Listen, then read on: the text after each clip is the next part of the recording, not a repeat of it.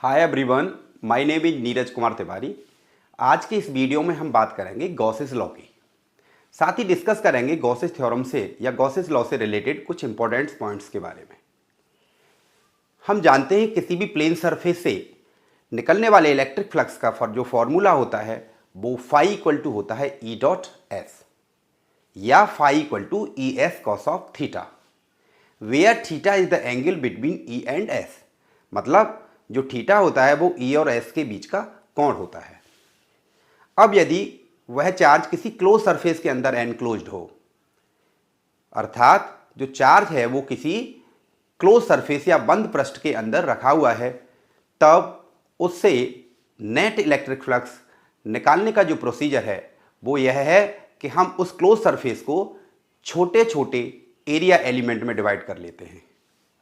अब इन छोटे छोटे एरिया एलिमेंट्स की डायरेक्शन को डिफाइन करते हैं और उन एरिया एलिमेंट्स से इलेक्ट्रिक फ्लक्स निकलने वाले इलेक्ट्रिक फ्लक्सेस को कैलकुलेट करते हैं।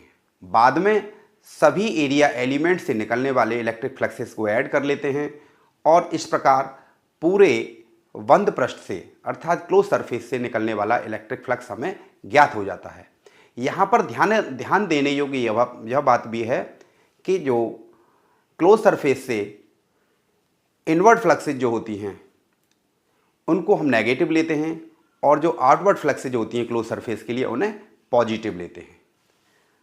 अब बात करते हैं गॉसेस लॉ के स्टेटमेंट की।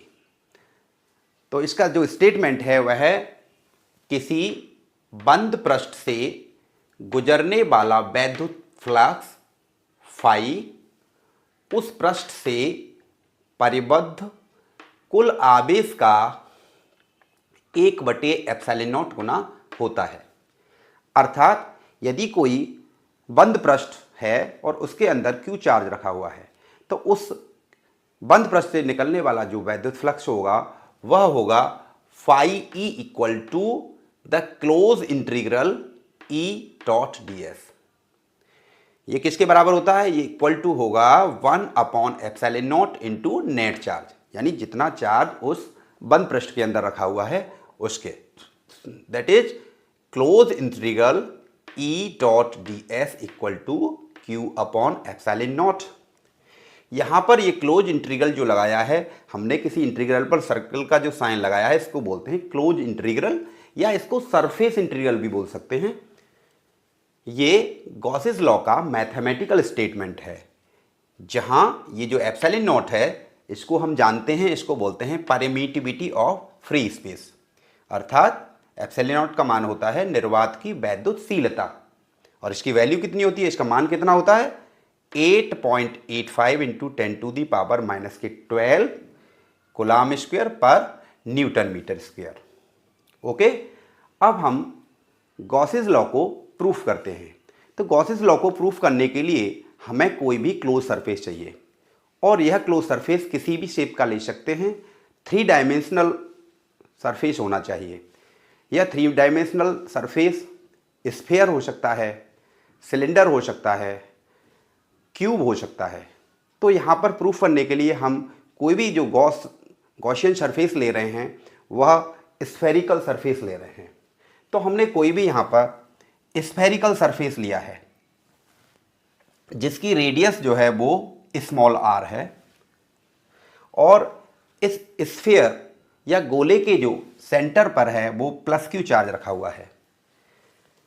इस +Q चार्ज के कारण जो वैद्युत क्षेत्र की तीव्रता होगी वह रेडियली आउटवर्ड डायरेक्शन में होगी, यानी बाहर की तरफ रेडियली आउटवर्ड हर डायरेक्शन में होगी। ये साथ ही जो इसके सरफेस का हर पर हम कोई भी पॉइंट लें, इस स्फीयर के सरफेस पर कोई भी पॉइंट लें, यह सेंटर से समान दूरी पर है। अब हम इसमें कोई भी स्मॉल एरिया एलिमेंट कंसीडर करते हैं। इस एरिया एलिमेंट की जो डायरेक्शन होगी वह इस सरफेस के परपेंडिकुलर होगी और इसको हमने एन कैप से रिप्रेजेंट किया है। यहाँ पर यह स्पष्ट है कि इलेक्ट्रिक फील्ड और एरिया एलिमेंट ds के बीच का जो एंगल है वह 0 है। यह सरफेस के हर पॉइंट पर इसी प्रकार से होगा। यानी हम किसी भी पॉइंट पर बात करें तो इलेक्ट्रिक फील्ड और एरिया एलिमेंट के बीच का एंगल 0 होगा। तो हमें यहाँ से नेट इलेक्ट्रिक फ्लक्स कैलकुलेट करनी है इस स्फेरिकल सरफेस के लिए, क्लोज सरफेस के लिए। ये जो है स्फेरिकल क्लोज सरफेस है। तो हम कैसे कैलकुलेट करेंगे? पहले हम इलेक्ट्रिक फ्लक्सेस इस स्मॉल एरिया एलिमेंट से कितना पास हो रहा है उसको कैलकुलेट करते हैं। तो D phi E equal to E dot D S. D S इस स्मॉल एरिया एलिमेंट का सरफेस एरिया है। ये एरिया एलिमेंट का जो हमने कंसीडर किया है उसका एरिया है। So D phi equal to E D S, इनके बीच का एंगल 0 है, कॉस ऑफ 0, कॉस 0 1 होता है। तो हम सिंपली इसको लिख सकते हैं D phi E equal to E D S. अब हमें नेट फ्लक्स कैलकुलेट करनी है तो दोनों तरफ का इंटीग्रेशन करना होगा। So net electric flux equal to, इधर डी फाई ई का इंटीग्रेशन करेंगे तो ये निकल के आएगा phi E equal to the close integral E D S. हम यहां से देखते हैं कि किसी भी आवेश के कारण किसी बिंदु पर, आर दूरी पर वह बिंदु है, जो वैद्युत क्षेत्र की तीव्रता होती है उसका फॉर्मूला होता है E equal to 1/4 pi epsilon naught Q upon R square. तो यहाँ से देखते हैं कि ये जो इलेक्ट्रिक फील्ड है वो Q और R पे डिपेंड कर रहा है और इस स्फीयर के अंदर Q चार्ज है। तो चार्ज की वैल्यू तो चेंज हो नहीं रही है, Q की वैल्यू यहाँ पे चेंज नहीं हो रही है। और जहाँ पर हमें इलेक्ट्रिक फील्ड कैलकुलेट करें किसी भी सरफेस के पॉइंट पर, तो R की वैल्यू भी चेंज नहीं होगी क्योंकि हर जो डिस्टेंस है यहाँ से यहाँ तक की वो R है। तो इसका मतलब E की वैल्यू कांस्टेंट होगी इस क्लोज सरफेस के लिए। यानी इस स्फेरिकल क्लोज सरफेस के लिए E की वैल्यू जो है वो सेम रहेगी, अर्थात कांस्टेंट रहेगी। तो E को हम बाहर निकाल सकते हैं। तो नेट इलेक्ट्रिक फ्लक्स जो होगा फाई E इक्वल टू हो गया E close integral D S. E की वैल्यू हमने पुट कर दी 1/4 pi epsilon naught Q upon R square, close integral D S. अब क्लोज इंटीग्रल डीएस का मतलब है इस स्फीयर का टोटल सरफेस एरिया। तो इसका टोटल सरफेस एरिया कितना होगा? 4 पाई आर स्क्वायर होगा। 4 पाई से 4 पाई कैंसिल आउट हो गया, आर स्क्वायर से आर स्क्वायर कैंसिल हो गया। तो फाई ई इक्वल टू आ गया Q अपॉन एप्सिलॉन नॉट। यही गॉसेस लॉ है। यहां से एक बात क्लियर हो रही है कि यदि किसी भी क्लोज सरफेस के अंदर जो चार्ज है उसके कारण नेट फ्लक्स कैलकुलेट किया जाए तो वह Q अपॉन एप्सिलॉन नॉट, यानी चार्ज अपॉन एप्सिलॉन नॉट निकलता है। भले ही वो किसी भी प्रकार का क्लोज सरफेस हो, चाहे वो सिलेंड्रिकल हो सकता है और स्फेरिकल हो सकता है या क्यूब हो सकता है। तो इस प्रकार से हम गॉसेस लॉ को प्रूफ कर सकते हैं। परीक्षा की दृष्टि से यह बहुत ही महत्वपूर्ण टॉपिक है जो परीक्षाओं में हर वर्ष लगभग पूछा जाता है।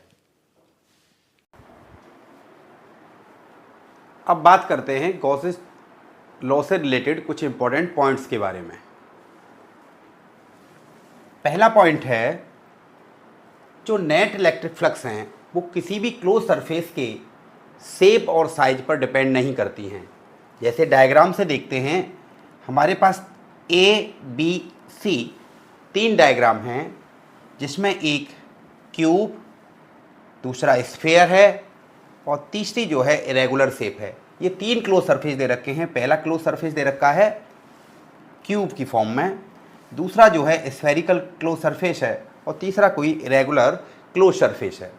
और तीनों के अंदर सेम चार्ज रखे हुए हैं।